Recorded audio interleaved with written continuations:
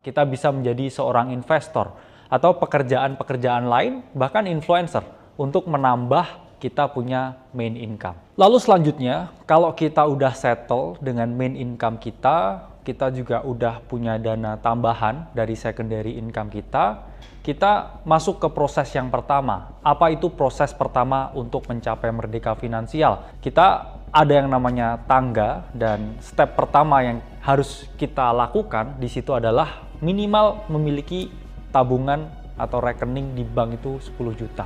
Ya, teman-teman bisa siapkan dana liquid di tempat yang lain, nggak harus rekening bank, bisa ada bank digital, teman-teman bisa memiliki RDPU, teman-teman juga bisa taruh di obligasi, yang penting sifatnya liquid.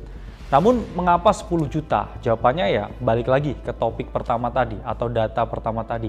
Masih sedikit orang ini yang memiliki 10 juta di rekening bank mereka. Sehingga kalau mereka memiliki 10 juta di rekening banknya, mereka akan merasa lebih percaya diri. Mereka akan merasa lebih aman. Mereka akan bisa merasa lebih nyaman dengan keadaan finansialnya.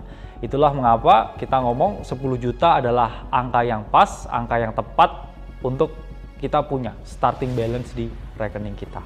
Langkah selanjutnya adalah segerakan bebas utang.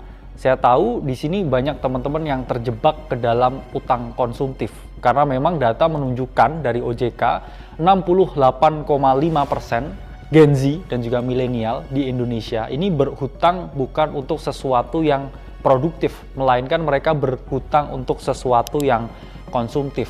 Itulah mengapa data juga menunjukkan 40% generasi Z dan juga milenial itu selalu mereka yang mengalami gagal bayar atau mereka yang akhirnya tidak bisa melunasi utang-utang konsumtif yang mereka miliki.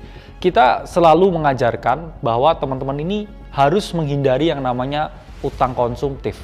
Lalu apakah boleh kita berhutang? Kalau itu sifatnya utang yang produktif, itu boleh.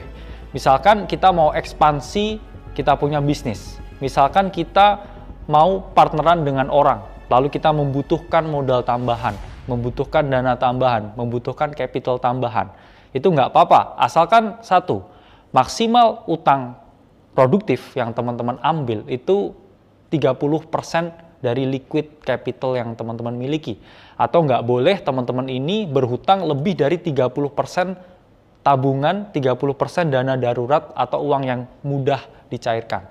Misalkan teman-teman punya uang 100 juta di rekening, atau harta liquid teman-teman di sini kita ngomong 100 juta. Maksimal utang yang bisa teman-teman dan boleh ambil itu adalah 30 juta.